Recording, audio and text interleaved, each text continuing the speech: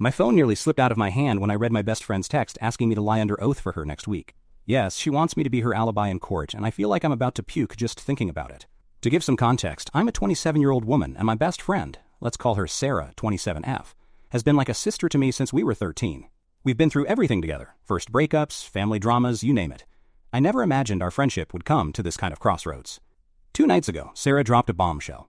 She's been charged with a crime, and she begged me to tell the court that she was with me on the night it happened. I'll try to lay out what she told me, though my mind is still reeling.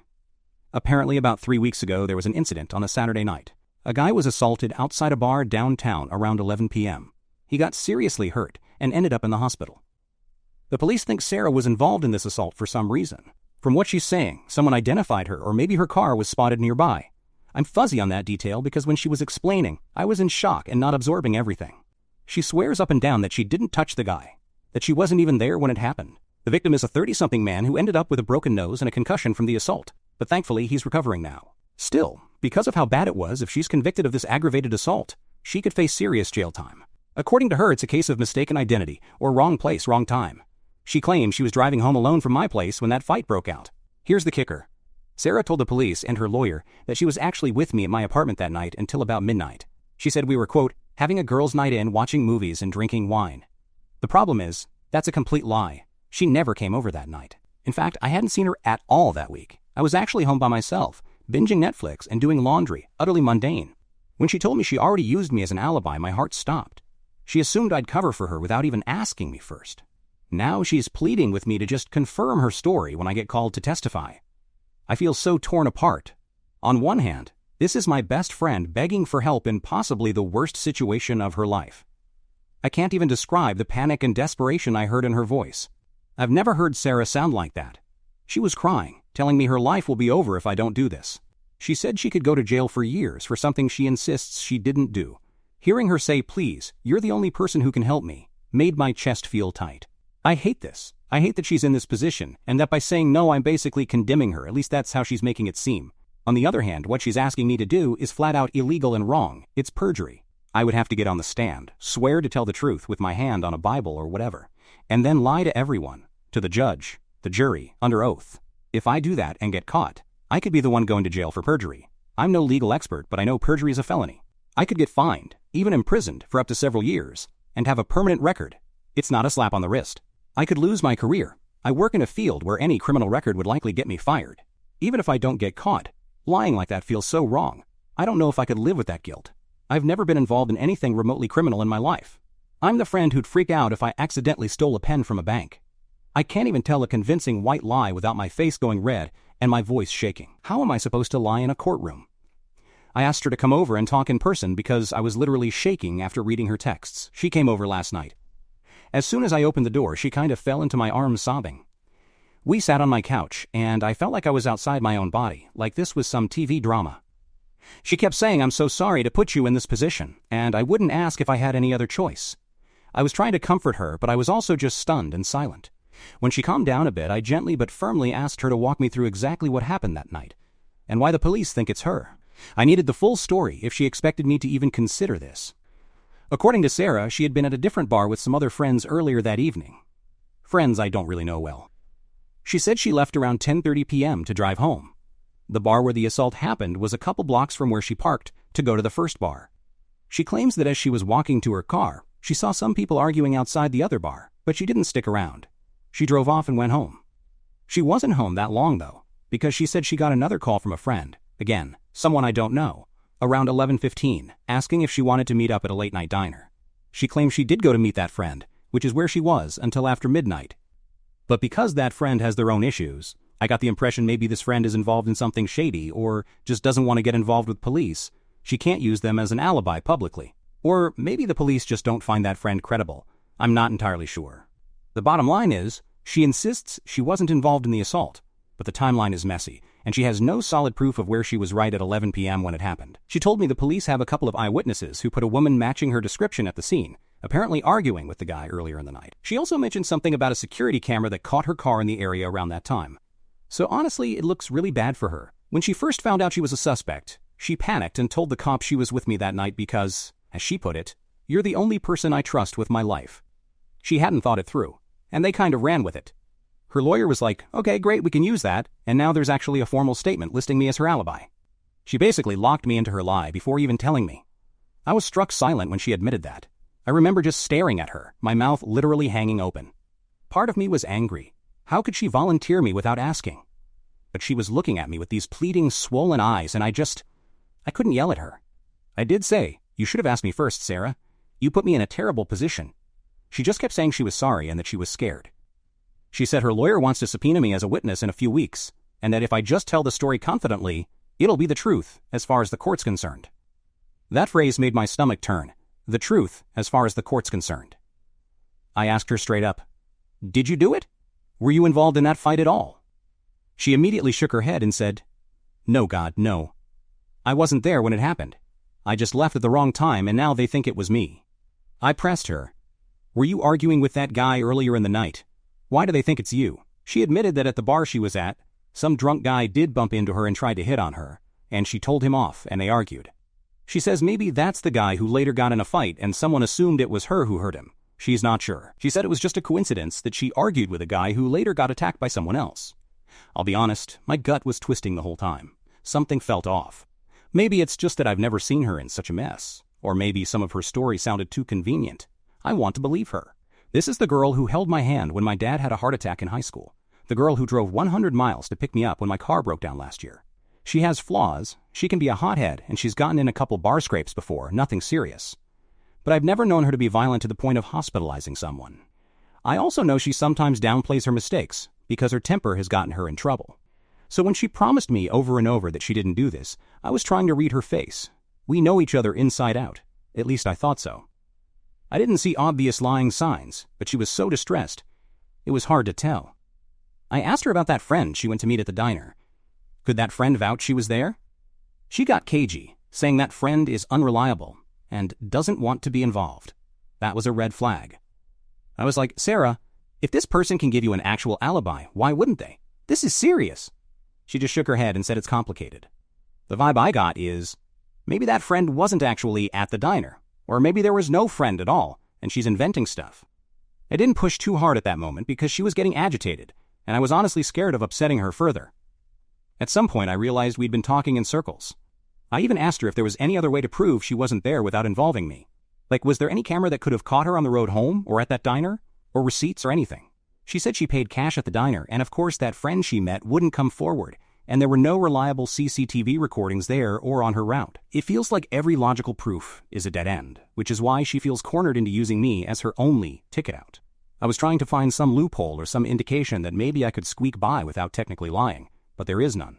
I was home alone, period. I wasn't with her. So either I tell the truth that she wasn't with me, which would blow up her defense, or I lie and say she was with me, which could potentially save her but at huge risk to me. She was still begging, saying things like, I'll never ask anything like this again, I swear. Just this once. If you do this for me, I'll owe you forever. Please, please, please. I'm so scared. I started crying too at this point. I told her, you're asking me to potentially ruin my own life, Sarah. And she just kept saying I wouldn't if I had any other choice. I'd do it for you in a heartbeat. Would she? That thought is eating at me. Would she really do the same for me? I know we've covered for each other with little white lies before, like telling her mom I dragged her to a library when really she was out on a date back in college. But those were harmless shenanigans. This is a whole different level. A part of me believes yes. She's been there for me in so many ways. If the roles were reversed, could I even imagine asking her to commit a crime to save me? I don't think I could. I don't think I'd ever put her in that position in the first place. At some point I just froze and told her I needed time to think, that I couldn't promise her anything right now, because this is huge. She kept saying the court date is coming up fast, next week, and that she needs to know now that I'll support her story so her lawyer can prepare me for testimony. She said if I hesitate or seem unsure on the stand, it'll raise red flags. Basically, if I do this, I have to fully commit and rehearse our story. She even started going over details like, okay, so we watched that new Marvel movie and then a couple episodes of Friends, I opened a bottle of Merlot, etc. It was surreally specific. She was strategizing this lie in my living room as I sat there shaking and wiping tears. It felt like an out-of-body experience. I think when she realized I wasn't immediately saying yes, she got more desperate. She actually said, you know I'd protect you no matter what. If you don't do this, I might go to jail for years. Is that what you want? You'd let them take me away when you could help prevent it? That made me feel awful. The thought of her in jail. Of course I don't want that. I love her. But also the guilt-tripping tone. I don't know. It felt like a punch. I told her I just needed a day or two to clear my head, and that I'd let her know my decision. She left my apartment a complete mess. Mascara running, sniffling, hugging me, and thanking me for even considering it. She said, "Please, I'm counting on you," as she left. That was last night. I barely slept. I kept jolting awake, picturing myself on a witness stand. Voice cracking. Everyone staring. I imagined the prosecutor catching me in a lie. Because, let's be real, I'm not a slick liar. And then me getting handcuffed for perjury. Then I imagined saying no to her, and seeing her face crumble, and knowing I basically handed my best friend over to possibly get convicted. My brain won't shut up. It's a damned if you do, damned if you don't situation. This morning, I have a splitting headache from all the stress. I called in sick to work because I can't function. I have to give her an answer by tomorrow because her lawyer wants to meet with me if I agree. I have nobody to talk to about this in real life. I feel like I can't tell my boyfriend. I'm afraid he'd tell me to absolutely not do it and then maybe judge Sarah, or even try to call the police himself, I don't know. I can't tell my parents because they'd lose their minds, and I obviously can't ask mutual friends. Because if word got back to Sarah's prosecutors that she asked me to lie, that could ruin her case and maybe even get her in more trouble. So here I am, pouring my guts out on a throwaway Reddit account because I truly don't know what else to do. I am so torn. My best friend's freedom is on the line. But so is my integrity, and actually my own freedom if I go through with this and get caught. I keep recalling a time in college when I got food poisoning and she drove across town at 2 a.m. with medicine and crackers. Stupid little memories like that, where she showed up for me. I feel like if I don't do this, am I betraying her? Am I a terrible friend who won't return the ultimate favor? But if I do this, and she's not telling the whole truth, then I'm basically helping a possibly guilty person go free and sacrificing my own morals and maybe breaking the law. I have always been taught that honesty is important. But I've also always valued loyalty. Now those two values are in direct conflict and it's tearing me up inside. I haven't given her an answer yet. I know she's waiting on pins and needles for my text or call. I just keep stalling, saying I need more time. She's like, I get it, but I can tell she's getting a bit frustrated or maybe scared that I'll back out. I feel sick, I can't eat, and I'm absolutely terrified of making the wrong choice here. How do I choose between my best friend and my conscience and the law? I'm just writing this out because I have nowhere else to turn and maybe someone out there has some perspective. I don't even know if I'm asking for advice or what. I think I just need someone to tell me I'm not crazy for feeling so damn conflicted. If you were in my shoes, what would you do? I have to decide by tomorrow. My heart feels like it's being ripped in half. Update. First off, thank you to everyone who commented. I was blown away and honestly overwhelmed by the response. I never expected so many people to read my post, let alone share their advice and perspectives. It took me hours to get through the comments and messages. Some of you offered legal insight, some shared personal experiences, and a lot of you gave me some much-needed tough love about what Sarah is asking of me. The general consensus was overwhelmingly, do not lie for her. A lot of you reminded me that a true friend wouldn't put me in this position. That was hard to read, but deep down I think I knew it. A few comments really hit me in the gut, like one that said, she's not just asking for help, she's asking you to potentially sacrifice your own future. That's not friendship. Ouch, but fair. Many people also warned me to be prepared for fallout. Or even that I should protect myself because if she's desperate enough to ask this, she might be desperate enough to do worse. At first I thought, no way, Sarah would never try to hurt me. But the more I read, the more I started to wonder if stress might drive her to do something unpredictable. I never thought she'd ask me to commit perjury either, yet here we are. So after gaining some internet courage from you all, I decided I needed to talk to Sarah again and be completely honest about how I felt. I messaged her yesterday and asked if we could meet up to talk things through. She suggested coming to my place again, but I didn't want a repeat of the emotional mess from last time, so I asked if we could meet at a quiet coffee shop in our neighborhood. In hindsight, a semi-public place was probably good because maybe it kept things from getting too heated. She showed up and I could tell she'd been on edge. She had dark circles and was fidgeting with her phone. As soon as we sat down, she was like, have you made a decision? What are you going to do? In this shaky voice. I kind of held up my hand and said, before I answer, I need you to hear me out. I told her I had been thinking about this nonstop, which she knew, and that I had some serious concerns and questions. First, I told her straight up I felt hurt that she volunteered me as an alibi without asking. I said it made me feel like she took me for granted and didn't respect me enough to involve me in such a huge decision about my own life. She apologized softly, saying she was sorry and that she really didn't have time to think, and just blurted my name out to the cops because she panicked. She said, I know I screwed up how I handled it, but I'm trying to save myself here. I was going to tell you, I'm sorry. Then I told her that I needed the absolute truth from her, no matter what, if she expected me to even consider going along. I said, I need you to level with me about that night. Were you or were you not there when that guy got hurt?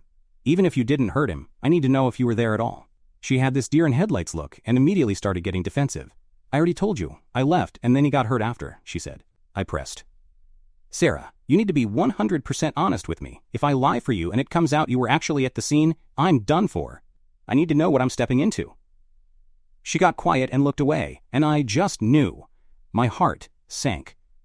I remember my voice cracking when I said, please, just tell me the truth. Were you there when it happened? Tears started welling up in her eyes and she whispered, I was there, but I swear I didn't touch him. I felt like the floor fell out from under me. Even though a part of me suspected it, hearing her admit it just crushed me. She kept talking, rushing her words. Yes, I was there when he got hit. I was arguing with him earlier, like I said. I was actually outside still arguing with him when some other jerk came out of nowhere and jumped him after I walked away. It all happened really fast. I freaked out because it looked so bad. I was right there. I had been yelling at him, and then he ends up bleeding on the ground. I panicked and ran to my car. I just stared at her, trying to process. So she was at the scene, possibly even the last person seen with the guy before he was attacked. And she fled. This was a huge detail to leave out initially. I asked why she didn't tell me this before. She kept saying, because it doesn't matter, I didn't do it. But if I told you I was there, I knew you'd never even think about helping me. You'd assume I'm guilty. The cops already assume I'm guilty. I was honestly at a loss for words. I felt a mix of anger, betrayal, and even a weird relief that at least now I knew the full story. Or I hope that was the full story. I told her, you realize how much worse this makes it for me? You want me to lie and say you were with me, when in reality you were at the scene? That's not just a little lie, that's a giant lie that directly contradicts evidence. She insisted there's no direct evidence placing her there, except the eyewitnesses who saw her earlier arguing with the guy in her car on camera near the bar. She said, if you give me an alibi, it's your word against some shaky eyewitnesses. They can't place me there during the exact time if you say I was with you. I think that's when I really knew I couldn't do it. Not only was it wrong, but she was asking me to cover up major information. It's not like she was miles away and just falsely accused. She was there, and she ran. That felt bad. I told her as much. This feels wrong, Sarah. You might not have hit him, but you were there, and then you lied to the police about it. Now you're asking me to lie too. This is serious. This could ruin us both. She started crying again, but this time I sensed anger in her tears. She said, what choice did I have? I knew how it looked. I should never have been there, I know, but I didn't hurt him. Now will you help me or not?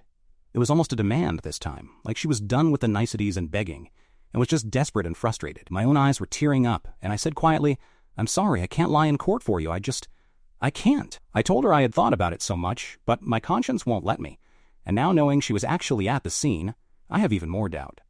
I said maybe she should consider telling her lawyer the truth, that she was there, but didn't do it, because trying to build a defense on a lie will likely backfire. Well, that suggestion did not go over well.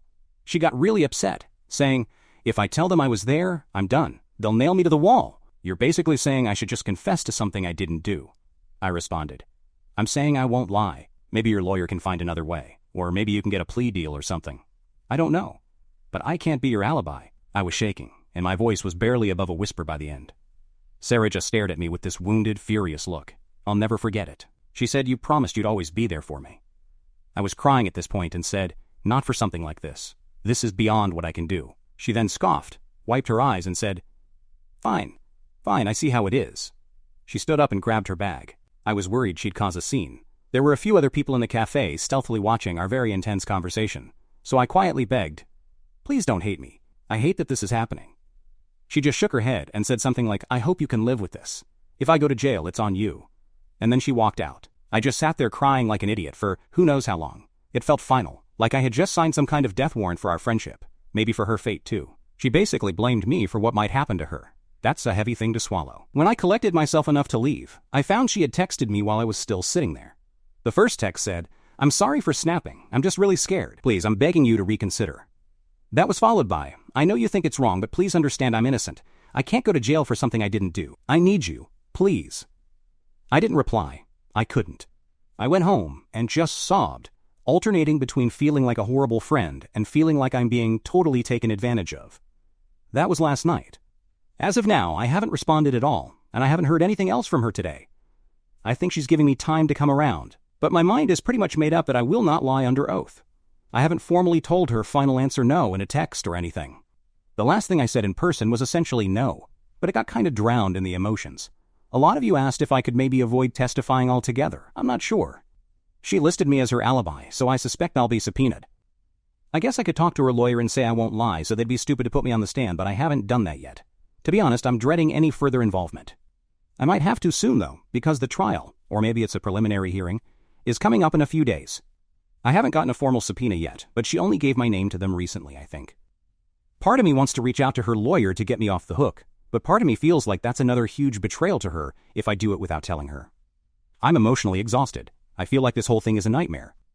The support and clear advice from strangers on the internet has at least steeled my resolve that I'm doing the right thing by not lying. It's just heartbreaking that doing the right thing might mean losing my best friend and potentially watching her go to jail. I'll update again after things progress. I'm dreading the upcoming court date, but I'll let you know what happens. Thank you again to everyone who helped me see this more clearly, even if it's the hardest situation I've ever been in. Update 2. This will probably be my final update. I'm typing this through a haze of shock and sadness. The court hearing, actually a full-on trial, has concluded, and I wish I had better news. Instead, it was a complete and utter disaster in ways I didn't even foresee. I did end up getting subpoenaed. A few days after my last update, a formal summons was delivered to me to appear in court as a witness. I knew it was coming, but seeing my name on that subpoena made it all so real. In the days leading up to the trial, I was a nervous wreck. I didn't contact Sarah or her lawyer in the end. After our blow-up at the cafe, we didn't speak at all. Part of me hoped maybe her lawyer would realize on their own that I wasn't a reliable alibi and would drop it. But no. I guess Sarah stuck to her story with them because I was indeed called to testify. When the day came, I showed up at the courthouse literally shaking. I had never been in a courtroom like this before. It was terrifying. I saw Sarah across the room at the defense table. She looked frantic and exhausted. And when she saw me walk in, the look she gave me. It was a mix of desperation and pure resentment. I had to avoid her eyes because I thought I might start crying or lose my resolve. They called me up as a witness about halfway through the proceedings. I took the oath, hands trembling. I spotted Sarah's mom in the audience, already red-eyed from crying. It was just awful. Sarah wouldn't even look directly at me now. Her lawyer started questioning me first, to establish the supposed alibi. He asked if I was with Sarah on the night of the assault. My voice shook, but I answered, no, I was not. There was a palpable silence. He pressed, sounding a bit confused. You weren't with her at your apartment watching movies that night? I felt every eye in the courtroom on me, and I managed to say no, she was not with me that night. I heard Sarah let out a loud sob behind me. Her lawyer's face went stony. I think at that moment he realized his client had lied to him too. He didn't even ask much more. Maybe 1 or 2 weak follow-ups like, was I sure? And I answered yes, I was sure. Then the prosecutor briefly questioned me, basically having me confirm that I had no reason to lie and that I indeed was alone that night. I told the truth, that I was home alone. It was mercifully short. As I stepped down, I glanced at Sarah. She looked destroyed, like all hope had just left her. She was crying silently, staring down at the table. I wanted to vomit or run out or something, but I had to sit back down on the witness bench area. I had just pretty much torpedoed my best friend's defense. Even though I knew it was the right thing, it felt like stabbing her in the back in front of everyone. I was physically aching. After that, I wasn't really needed anymore. But I stayed for the verdict because, I don't know, I felt like I owed it to her to at least be there and see it through, as horrible as it was. The trial wrapped up quickly since my testimony basically confirmed she had lied about the alibi, and there wasn't much else to sway the jury in her favor. The evidence, though circumstantial, plus no alibi, was enough. The jury found her guilty of the assault. I heard her mother wail when the verdict came. I was numb. What I didn't expect was the outburst that came next. As the officers approached to cuff Sarah, since it was a violent felony, they were going to take her into custody immediately. She completely lost it. She started screaming and crying, saying, "No! No! No! This isn't right!" Then she looked directly at me, tears streaming down her face, and yelled, "You did this to me! This is your fault!" I froze, absolutely stunned. The courtroom security moved toward her, but she wasn't done. She pointed at me and screamed, "She's lying! She's a liar!" You BH. I was with you. How could you do this? Asterisk Bean. Hearing her call me a liar and a B asterisk H in front of everyone was like a slap. My face went hot with embarrassment and shock. I could hardly breathe. They restrained her, but she kept yelling as they were about to drag her out. And then came the worst part, the part that keeps replaying in my head on an endless loop. She screamed, "It should be you going to jail, not me. You're the criminal, not me." She was basically shrieking by then, her voice cracking. It took 2 officers to start hauling her towards the door. Her mom was sobbing and shouting for her to calm down. The judge was banging his gavel, calling for order. And I just sat there, shaking like a leaf, tears pouring down my face, completely traumatized. I don't even know exactly what she meant by, "You're the criminal." I think she just wanted to hurt me or blame me in that moment of rage. There is absolutely no way I had anything to do with that assault, obviously. I was home, as I testified. I think she was just flailing, trying to make me seem like the villain since from her perspective I betrayed her. But God, it was awful. I have never felt so small and horrified. It's one thing to have your friend privately angry with you. It's another to have her publicly accuse you of awful things in a courtroom full of strangers.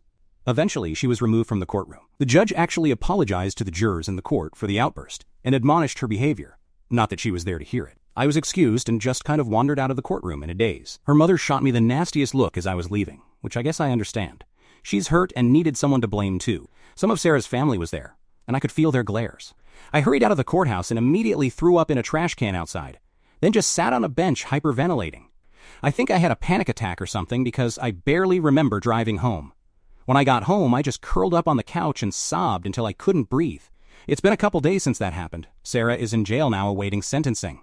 She's likely going to face a few years behind bars at least. I have no idea what her sentence will be exactly, but the charge could carry up to 5 to 6 years, the prosecutor said. I haven't heard anything from her directly. Obviously, she can't contact me. I'm pretty sure I'm the last person she wants to talk to anyway. However, I did get a barrage of texts from a mutual friend, who I suspect only heard Sarah's version, calling me horrible names for betraying Sarah. I didn't even engage. I also got one very angry voicemail from, I think, her older sister basically saying, "Hope you're happy you put your own friend in prison." I've saved it but won't respond. I know once the dust settles, anyone who truly knows me will maybe understand, or maybe not. Frankly, at this point I'm expecting to lose more friends over this. I think Sarah's going to spread whatever narrative she can from jail that I'm a liar and I screwed her over. I'm devastated. I lost my best friend, and in the worst possible way. I keep second-guessing myself even now. If I had just lied for her, would things have been better? She wouldn't have freaked out at me, she wouldn't be in jail maybe, and I wouldn't be feeling like this. But then I remind myself, if I had lied and gotten caught, we'd both be in serious trouble. And she did lie to me and try to manipulate me, and apparently she was willing to throw me under the bus to save herself when push came to shove, given that horrible accusation she made. Some commenters in my original post said something like, if she's willing to risk your freedom, she might not be a real friend. And that echoes in my mind now. I guess they were right. The person I saw screaming at me in court, I didn't know that person. That wasn't the Sarah I grew up with. Or maybe it was her all along, and I was just blinded by our history. There's no happy ending here, at least not now. Sarah's going to prison and will likely never speak to me again, except maybe to blame me. Our friendship is utterly shattered. As for me, I'm left with this gigantic mess of emotions. I'm relieved that I told the truth and avoided committing a crime myself, but I'm heartbroken and traumatized by how everything turned out. I have nightmares about her screaming at me. I'm considering going to therapy to process all this because I feel wrecked.